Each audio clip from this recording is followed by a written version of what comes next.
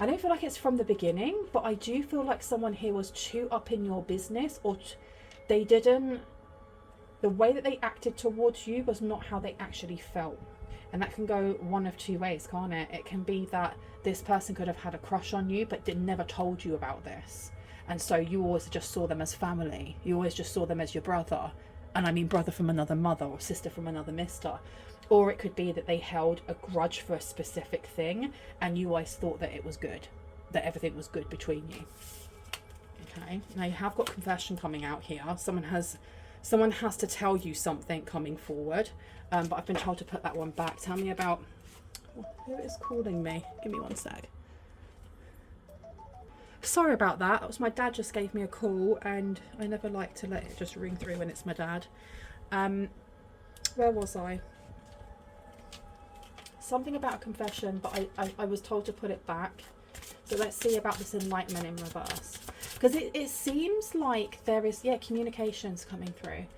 That it seems like someone holding a grudge or bitterness, refusing to let go of something here, may have the end of the wrong, they may have the end of the wrong stick.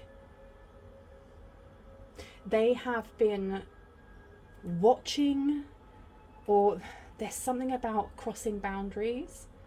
They may have had the wrong stick from the beginning, and that still stands with however it is that they feel about you, whether it is that they have romantic feelings and it's just unrequited and they never said anything, or whether it's them feeling a type of way, like side-eyeing you.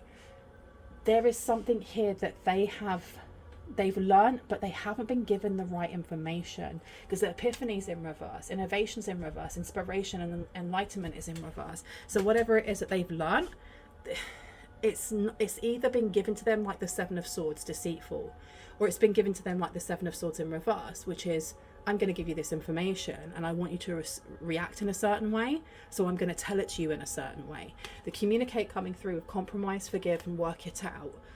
This person may want to speak to you.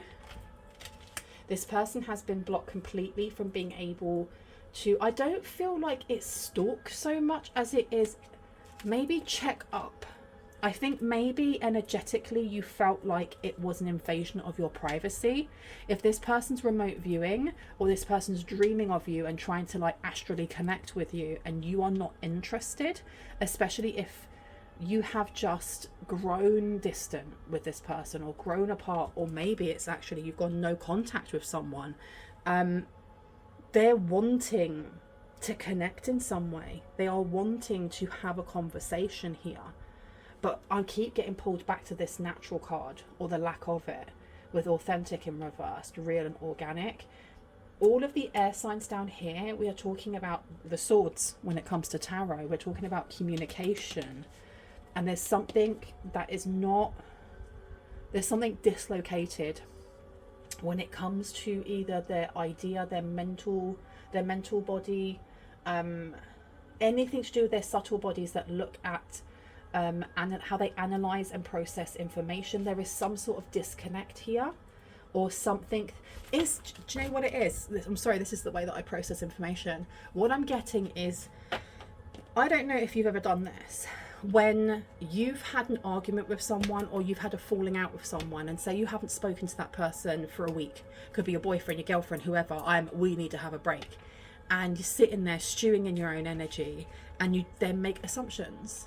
Like, I have ADHD, I also have rejection sensitivity dysphoria, and it's something that I have learned to kind of understand that it's not real. And so rejection sensitivity dysphoria is where rejection feels really, really big for me, or it used to feel really, really massive.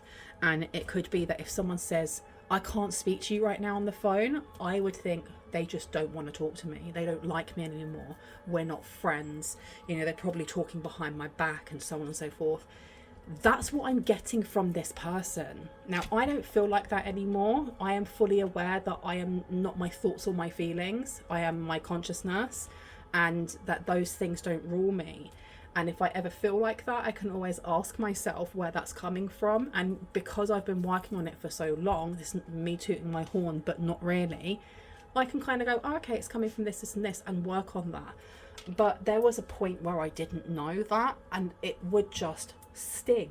Any type of even imagined rejection would sting.